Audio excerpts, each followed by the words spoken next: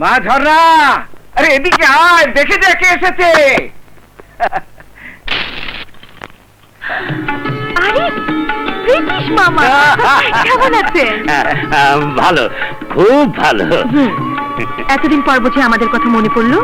এতদিন তো দেশেই ছিলাম না, লন্ডন থেকে আজই ফিরেছি। তুমি দেখছি বেশ বড় হয়েছো। তা হব না, সেশন জটে এমএ পাশ করতে লেগে গেল 4 বছর। বয়স তো আর থেমে থাকে না। তোমার ছোট বোন নদী কোথায়? ও কলেজে। যা মা, আমাদের জন্য চা নিয়ে আয়, যা। সেদিনে ঝর্ণা কত বড় হয়ে গেছে। হ্যাঁ, ওর বিয়ে তার কি করলি? চেষ্টা ত্রুটি করছি না, হয়ে উঠছে না। কেন? থাকো তো বিদেশে, গায়ে বাতাস লাগে না। আরে একটা মেয়েকে ভালো মতো বিয়ে দিতে অনেক টাকা লাগে, সে টাকা আমি পাবো কোথায়? এখন না হয় রিটায়ার করেছিস, যখন চাকরি ছিল তখন ঘুষ খাসনি কেন? তাহলে তো মেয়ের বিয়ে নিয়ে এত ভাবতে হতো না। যাক, ভালোই হয়েছে।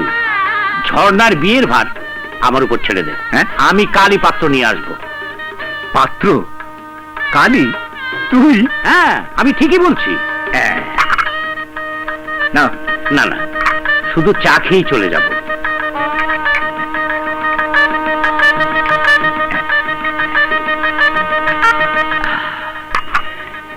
আজ তোমার ছোট বোন নদীর সঙ্গে দেখা হলো না, তার কালকের কথা যেন মনে থাকে।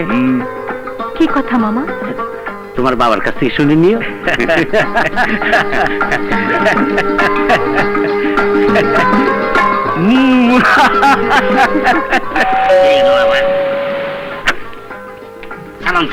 ঠিক ঘুমাচ্ছিলে?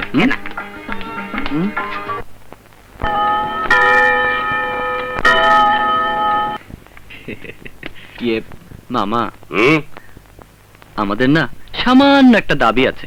আরে, ক্ষমতায় বসতে না বসতেই দাবি দেওয়া? মামা, এ যে প্রাণের দাবি। তাহলে পেশ করো। মেয়েটিকে দেখতে দিও, শুধু খাই খাই করুন।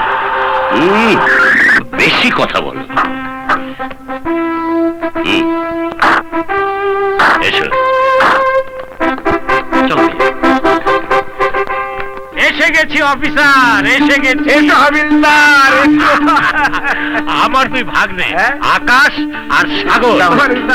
বসো বাবা, বসো বসো, তোমরা বসো। এসো হাবিলদার, এসো এসো এসো, চলো। বসো।